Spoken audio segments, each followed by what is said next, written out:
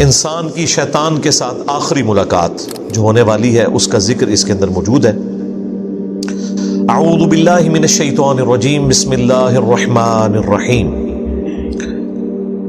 وقال الشیطان لما قضی الامر، اور کہے گا شیطان قیامت کے دن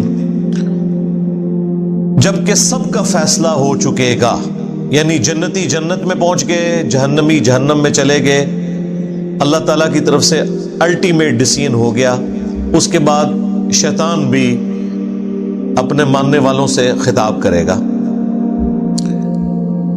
ان اللہ وعدکم وعد الحق، دیکھو بے شک اللہ تعالیٰ نے جو وعدہ تم سے کیا تھا دنیا میں وہ تو تھا سچا وعدہ۔ کیا وعدہ تھا؟ کہ جو میرے نبیوں کی پیروی کرے گا میں اسے ہمیشہ کی جنتوں میں داخل کروں گا، اور جو انبیاء کی نافرمانی کرے گا اس کا ٹھکانہ الٹیمیٹلی جہنم کی آگ ہونے والی ہے۔ وَلِعَوْذُ بِاللَّهِ تَعَالَى اللہم اجرنا من النار، اللہم انا نسألک جنت الفردوس مع النبیین والصدیقین والشہداء والصالحین، آمین۔ تو شیطان کہے گا دیکھو اب تو حق واضح ہو چکا ہے، بے شک جو اللہ نے تم سے وعدہ کیا تھا نا وہ پورا کر دیا، جو جنتیوں کے حق میں وعدہ کیا تھا اہل ایمان کے حق میں وہ بھی درست ثابت ہو گیا، اور جو جہنمیوں کے لیے اہل کفر کے لیے وعدہ کیا تھا وہ بھی پورا ہو گیا۔ وَوَعَدْتُكُمْ فَأَخْلَفْتُكُمْ، اور جو میں نے تم سے وعدہ کیا تھا تو میں اپنے وعدے کی خلاف ورزی کرتا ہوں، یعنی میں نے کیا وعدہ کیا تھا دنیا میں لمبی امیدیں دلائی ہوئی تھی۔ ایک تو ڈائریکٹلی وہ لوگ ہیں جو شیطان کی عبادت کرنے والے لوگ ہیں، ایک وہ جو اہل ایمان میں سے ہوں یا اللہ کے ماننے والے ہیں، ان کو بھی شیطان لمبی امیدیں دلاتا ہے کہ ابھی کافی زندگی پڑی ہے، اللہ کے راستے پہ آ جاؤں گا ایک نہ ایک دن، اور یوں انسان دنیا سے اچانک اچک لیا جاتا ہے، اور اس کی زندگی میں وہ لمحہ نہیں آتا کہ جب وہ واقعتاً اللہ تعالیٰ کا تابع فرمان ہو کر زندگی کو بسر کرے۔ تو یہ شیطان جو ہے وہ جھوٹے وعدے اس کو دلاتا ہے۔ ایک اور وعدہ جو شیطان دلاتا ہے کہ اللہ تعالیٰ بڑا غفور رحیم ہے، معاف کر دے گا، at the end of the day اس نے سب کو چھوڑ دینا ہے۔ دیکھو کوئی ماں اپنے بچے کو جہنم میں نہیں پھینک سکتی، تو یہ کیسے ہو سکتا ہے کہ اللہ تعالیٰ اپنے بندوں کو جہنم میں پھینکے؟ یہ تو اللہ تعالیٰ کی رحمت کے بھی خلاف ہے۔ یہ بھی شیطان نے جھوٹے وعدے دلائے میں۔ یہ جھوٹے اور فراڈ پہ مبنی وعدے اس لیے ہیں کہ اس طرح کی کوئی تعلیم اللہ تعالیٰ کی طرف سے اپنی کتابوں میں یا اپنے پیغمبروں کے ذریعے انسانیت تک نہیں پہنچائے گی۔ قرآن کا مقدمہ تو بالکل ڈیفرنٹ ہے، اور جو لوگ پہلی دفعہ قرآن کو پڑھتے ہیں ترجمے کے ساتھ اپنی نیٹو لینگویج کے اندر، وہ کہتے ہیں یہ تو کتاب بات ہی کچھ اور کر رہی ہے، اس کا کانفیڈنس لیول ہی بہت ہائی ہے، اور بالکل سٹریٹ فارورڈ کتاب ہے، کوئی لگی لپٹی بات نہیں ہے، ڈائریکٹلی ہے کہ مانو گے بچ جاؤ گے، نہیں مانو گے تو مارے جاؤ گے۔ لیکن شیطان پھر جو غلط امیدیں لوگوں کو دلاتا ہے، اور یہ امید کبھی وہ شخص نہیں اس کے پیچھے چلے گا، اس جعلی اور جھوٹی امید کے پیچھے، جس نے قرآن پڑھا ہوا ہے، اللہ یہ کہ کوئی آنکھیں بند کر لے، ورنہ قرآن کا مقدمہ بالکل ون سائیڈڈ ہے۔ قرآن پڑھنے والا کبھی بھی اس رزلٹ پہ نہیں پہنچے گا کہ اللہ تعالیٰ نے سب کو چھوڑ ہی دینا ہے۔ قرآن میں جو اللہ تعالیٰ کا مزاج بیان ہوا ہے وہ تو سختی والا ہے، سیدھی سی بات ہے، وہاں تو آپ کہیں بھی باطل کو داخل نہیں کر سکتے۔ بالکل 2+2=4 والی بات ہوئی ہے کہ مانو گے تو جنت ملے گی، نہیں مانو گے تو جہنم میں جاؤ گے۔ یہ تھوڑی بہت جو گنجائشیں نکلتی ہیں وہ بھی احادیث میں نکلتی ہیں، وہ بھی کسی درجے میں۔ جو پبلک کے اندر دین چل رہا ہے وہ نہ قرآن میں ہے نہ حدیث کے اندر موجود ہے۔ تو یہ شیطان جو لمبی لمبی امیدیں دلاتا تھا، تو شیطان کہے گا کہ میں نے بھی دنیا میں تم سے وعدہ کیا تھا، تو آج میں وہ ٹروتھ ریویل کر رہا ہوں کہ لو جی میں تو مکر گیا جی اپنے وعدے تو، وہ تمام جھوٹی امیدیں جو میں نے تمہیں دلائی ہوئی تھی آج میں اس کے خلاف چلتا ہوں۔ انہی امیدوں میں سے ایک امید یہ بھی ہے کہ جو کچھ بھی ہے تیرے محبوب کی امت سے۔ اب یہ باتیں کیا صحابہ کرام کو، آل البیت کو نہیں پتہ تھی؟ لیکن ان کی زندگیاں تو خوف خدا سے عبارت ہیں۔ خود اللہ کے محبوب صلی اللہ علیہ وآلہ وسلم نے جس سختی کے ساتھ اپنی امت کو سمجھایا ہے وہ تو بالکل ون سائیڈڈ مقدمہ ہے۔ بخاری مسلم دونوں میں حدیث ہے، اللہ کے محبوب صلی اللہ علیہ وآلہ وسلم نے فرمایا، دیکھو اپنے مال کی زکوٰۃ ادا کرنا، اللہ کا حق جو ہے وہ دینا، مال غنیمت میں خرد برد نہ کرنا، بیت المال کے اندر بے ایمانی نہ کرنا۔ ایسا نہ ہو کہ قیامت کے دن تم میں سے کسی شخص کی گردن پہ اونٹ سوار ہو اور وہ چیخ رہا ہو، اغثنی یا رسول اللہ، یا رسول اللہ میری مدد فرمائے، میں تمہارے کچھ کام نہیں آؤں گا، میں نے جو کچھ بتانا تھا تمہیں دنیا میں بتا دیا۔ ایسا نہ ہو کہ کسی شخص کی گردن پہ اس کی گائے سوار ہو جس کی اس نے زکوٰۃ ادا نہیں کی، اور وہ چیخ کے کہہ رہا ہو، اغثنی یا رسول اللہ، یا رسول اللہ میری مدد کیجئے، میں تمہارے کچھ کام نہیں آؤں گا، میں نے دنیا میں جو تمہیں بتانا تھا بتا دیا۔ پھر نبی الاسلام نے مختلف چیزیں گنوائی، کسی کی گردن پہ بکری سوار ہو۔ آپ حیران ہوں گے، جب ہم میٹرک میں پڑھتے تھے تو ہم نے یہ بیج لگایا ہوتا تھا، اغثنی یا رسول اللہ، یا رسول اللہ میری مدد فرمائے، اور جس حدیث سے یہ جملہ نکالا ہوا ہے اس حدیث میں تو یہ ہے کہ یا رسول اللہ میری مدد فرمائے، اور رسول اللہ کیا کہیں گے، میں نے دنیا میں جو بتانا تھا وہ بتا دیا۔ بالکل الٹ چل رہا ہے معاملہ۔ پھر بخاری مسلم میں وہ مشہور زمانہ حدیث، جب اللہ تعالیٰ نے قرآن میں سورہ شعراء میں فرمایا نا کہ اپنے قریبی رشتہ داروں کو ڈر سناؤ، تو نبی اسلام نے ایک ایک رشتہ دار کو بلایا، اے نبی کے چچا عباس، میرے مال سے جو لینا ہے لے لے، اگر اللہ کے حضور پکڑا گیا تو میں تیرے کچھ کام نہیں آؤں گا۔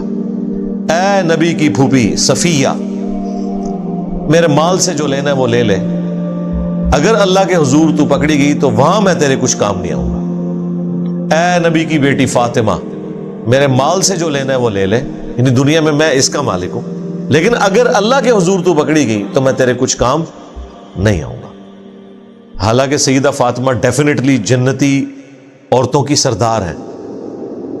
بیسیکلی ان کو سینٹرڈ کر کے ہمیں بتایا جا رہا تھا کہ اگر کوئی فراڈیا آپ کو یہ کہے کہ میرے سلسلے میں بیعت ہو جاؤ، میں تمہیں جنت میں اپنے ساتھ لے کے جاؤں گا، تو آپ نے سمجھ لینا ہے کہ ایک کہانی ہے۔ بالکل، اس لیے نبی اسلام نے یہ بتایا۔ پھر صحیح مسلم میں حدیث ہے، جسے اس کے عمل نے پیچھے چھوڑ دیا اس کا نسب اسے آگے نہیں لے کے جا سکتا۔ ہاں، اگر جس کے اعمال درست ہیں پھر اسے فائدہ ہو سکتا ہے نسبت کا۔ پھر حسن و حسین ہی جنتی نوجوانوں کے سردار ہے، نبی الاسلام کی بیٹی ہی جنتی عورتوں کی سردار ہے، لیکن یہ صرف نسبت کی وجہ سے نہیں ہے، اعمال بھی ایسے۔ دوسری طرف حضرت نوح علیہ السلام کا بیٹا، نسبت کوئی کام نہیں آئی کیونکہ اس کے عمل نے اس کو پیچھے چھوڑ دیا۔ تو شیطان قیامت کے دن اعلان کر دے گا، جو میں نے دنیا میں تم سے وعدہ کیا تھا نا، میں تو آج اعلان برات کر رہا ہوں تم سے، یعنی دیکھیں اینڈ ٹائم پہ آ کے وہ دھوکہ دے جائے گا۔ ہمیں تو ویسے دنیا میں ہی پتا ہے، اور یہ اللہ تعالیٰ کی شفقت ہے کہ اس نے اس دنیا میں آخرت کی فلم چلا دی ہے۔ یعنی یہ ہونے کے بعد اگر پتہ چل رہا ہو تو انسان کہے گا کاش مجھے دنیا میں پتہ چل جاتا نا، تو میں اپنا راستہ درست کر لیتا۔ تو سرکار دنیا میں پتہ چل چکا ہے، پیپر آؤٹ ہو چکا ہے، اس کے جوابات بھی بتا دیے گئے ہیں، صرف پیپر نہیں آؤٹ ہوا، جواب بھی بتا دیے گئے۔ اب کوئی شخص خود ہی بدبخت ہے کہ وہ پیغمبروں کا راستہ چھوڑ دے اور شیطان کے راستے کے اوپر چلے۔ ابھی تو جناب ذرا اگلے الفاظ سنیں، وَمَا كَانَ لِيَ عَلَيْكُمْ مِن سُلْطَانٍ، اور مجھ میں تو ایسی کوئی قدرت نہیں تھی تمہارے معاملے میں کہ میں تم پر کوئی زور زبردستی کر سکتا، إِلَّا أَن دَعُوتُكُمْ، سوائے اس کے کہ میں تمہیں دعوت دیتا تھا۔ لے جی، یہ مقدمہ بھی بالکل کلیئر ہے کہ جو لوگ دنیا میں کہتے ہیں کہ ہم سے شیطان نے یہ کام کروایا اور اس کی پلی لیتے ہیں، کیا خود ہوتا ہے، شیطان نے اس حوالے سے تو کروایا ہوتا ہے کہ وہ دعوت دیتا ہے، اس حوالے سے شیطان نے نہیں کروایا ہوتا کہ وہ زبردستی کرواتا ہے۔ یہ ذہن میں رکھیے گا، وہ صرف دعوت دیتا ہے۔ وہ تو یوسف علیہ السلام نے بھی کہا تھا کہ شیطان نے میرے بھائیوں اور میرے درمیان جدائی کر دی، لیکن یوسف علیہ السلام کے کہنے کا مقصد یہ نہیں تھا کہ میرے بھائی بے قصور ہیں، نہ، انہوں نے معافی مانگی ہے، دعوت دی شیطان نے، ظاہر شیطان نے تو دعوت دینی ہے۔ تو یہاں پر واضح ہے کہ شیطان قیامت کے دن کہے گا کہ مجھے تم پر کوئی زور نہیں تھا سوائے اس کے کہ میں تمہیں صرف بلاتا تھا برائی کی طرف، اور دنیا میں اچھائی کی طرف بلانے والے لوگ اور وہ سگنلز زیادہ آتے ہیں آپ کی زندگی میں ایز کمپیئر ٹو برائی کے۔ اگر آپ لسٹ ڈاؤن کریں اپنے بچپن سے لے کے جوانی تک، ماں باپ، رشتہ دار، ٹیچرز، دوست، احباب، زیادہ تر لوگ آپ کو اچھائی کی طرف بلا رہے ہوتے ہیں۔ وہ لوگ بھی جو خود برائی پہ چل رہے ہوتے ہیں نا، وہ بھی آپ کو اچھائی کا ہی درس دے رہے ہوتے ہیں۔ تو سگنلز تو وہاں سے بھی آ رہے ہوتے ہیں۔ یہ تو انسان کی اپنی مرضی ہے نا کہ وہ اچھا سگنل لیتا ہے یا برا سگنل لیتا ہے۔ تو شیطان صرف دعوت دیتا تھا دنیا میں، زور کوئی نہیں تھا۔ اس کو میں ایک مثال سے سمجھاتا ہوں اکثر، کہ اگر زمین و آسمان کے سارے شیاطین مل کے سب سے بڑے بے نمازی کو بھی نماز پڑھنے سے روکنا چاہے، اور دوسری طرف گورنمنٹ کی طرف سے اناؤنسمنٹ ہو جو مسجد کی پہلی صف میں جماعت سے نماز ادا کرے گا اسے $1000 دیے جائیں گے، دوسری صف والے کو $500، تیسری صف والے کو $300، تو سارے شیاطین مل کے بھی ایک بے نمازی کی نماز نہیں چھڑوا سکتے۔ پھر وہ شیطان کا زور کہاں چلا گیا؟ اس وقت بھی شیطان دعوت دے رہا ہوگا، لیکن جب انسان کو اپنا نفع نقد نظر آ رہا ہے نا، تو شیطان تو شاہی کوئی نہیں سرکار، جدو نفع نقد نظر آ جائے۔ تو اللہ کے جو کمیٹڈ بندے ہیں، اللہ کے اولیاء ہیں، اللہ کے نیک بندے ہیں، اللہ کا خوف رکھنے والے لوگ ہیں، انہیں آخرت بھی نقد نظر آ رہی ہوتی ہے اپنے سامنے، اس لیے وہ اس طرح کے گناہوں سے بچ جاتے ہیں، برائی کے اعمال سے بچ جاتے ہیں، اور نیکیوں پہ ان کو استقامت نصیب ہو جاتی ہے۔ اس کا سائملٹینیس کنٹراسٹ، اگر گورنمنٹ یہ اناؤنسمنٹ کرے کہ جس نے فجر کی نماز جماعت سے نہ پڑھی اسے 15 منٹ کے لیے ایک گرم تندور میں الٹا لٹکایا جائے گا دنیا کے اندر ہی، پھر بھی آپ دیکھیں کوئی شخص سستی کا شکار نہیں ہوگا۔ اگر واقعی ایسا ہو جائے، آپ اپنے ملکوں میں دیکھ لیں، یہاں کے بگڑے ہوئے لوگ جب یورپ اور امریکہ میں جاتے ہیں کوئی قانون کی خلاف ورزی نہیں کرتے، انہیں پتہ ہے یہاں پہ سگنل توڑنے کے اوپر اتنا بڑا جرمانہ ہے، اور وہاں 15-20 سال گزارنے کے بعد پاکستان میں جیسے ہی لینڈ کرتے ہیں تو فوراً یہاں پہ قانون توڑنا شروع کر دیتے ہیں۔ دنیا میں بھی ہم نے دیکھ لیا کہ جب چیک ہوتا ہے نا آپ کے اوپر، فزیکل چیک، پھر یہ انٹلیکچوئل جو چیک ہے یہ خود بخود ختم ہو جاتا ہے۔ جو مرضی آپ کو برائی کی طرف ابھارے آپ وہ برائی نہیں کریں گے۔ تو شیطان بھی قیامت کے دن کہے گا مجھے تم پر کوئی زور نہیں تھا۔ آج تک کبھی ایسا نہیں ہوا کہ کوئی شخص نماز پڑھنے کے لیے مسجد میں جائے اور اس کے سامنے شیطان فزیکلی مسجد کے دروازے پہ کھڑا ہو اور کہ میں نے تمہیں اندر نہیں جانے دینا، نیور، یا وہ بازو سے پکڑ کے کہیں اور پھینک دے، ایسا کبھی بھی نہیں ہوگا، اسے زور ہی کوئی نہیں ہے۔ اور یہ بھی نہیں ہوگا کہ اذان کی آواز سن کر آٹومیٹکلی آپ کے قدم مسجد کی طرف چل پڑے، ہاں وہ اللہ نے آپ کو اختیار دیا ہوا ہے، اسی کے بدلے آپ کو جنت ملنے والی ہے۔ اتنا آسان کام ہوتا تو پھر ٹیسٹ تو ختم ہو جاتا، پھر جنت اور دوزخ والا معاملہ تو ختم ہو جاتا۔ بخاری مسلم میں حدیث ہے، اللہ تعالیٰ نے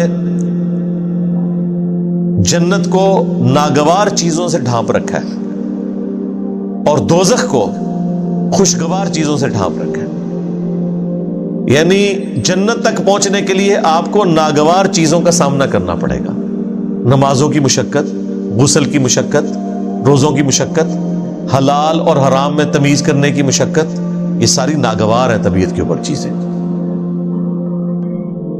اور جہنم کو اللہ تعالیٰ نے خوشگوار چیزوں سے ڈھانپ رکھا ہے، یعنی تمام شہوات، گناہ کے کام جن میں دنیا میں اللہ نے لذت رکھی ہوئی ہے، وہ ہمارے ٹیسٹ کے طور پہ وہ جہنم یعنی دوزخ میں لے جانے والی ہے۔